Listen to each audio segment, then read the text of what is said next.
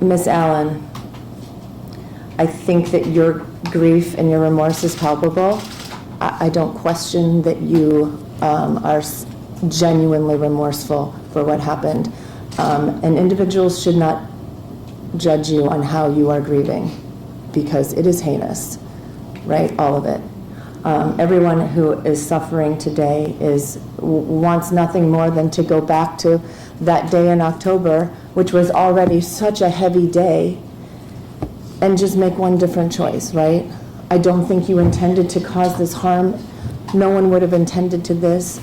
But nevertheless, it still was foreseeable because of that behavior. And it was reckless. And you weren't alone, right? Others were doing stupid stuff. But this is what happened. And it's awful. It's just heinous, and it's awful. And there's no sentence that's right here. There's no sentence. It's not 23 years. It's not 15 years. It's not 16 years. It's not a year. There's no right sentence here. Everyone who's impacted by this, I encourage them to take your words to heart and find some healing, find some positivity, and be okay, because it's not going to be easy. In addition, I forgot to remind you, there is a license suspension that is going to be ordered. It is a Class 2 license suspension, so that will be for 3 years. That is mandatory. All right.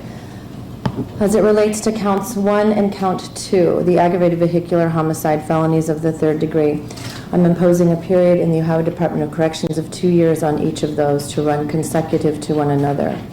With regard to counts 3 and 4, I'm imposing a period of 9 months on each of those. Those will run concurrent with one another. However, consecutive to counts 1 and 2, for a total of 4 years and 9 months, making you eligible pursuant to the current statute, early release after serving 6 months.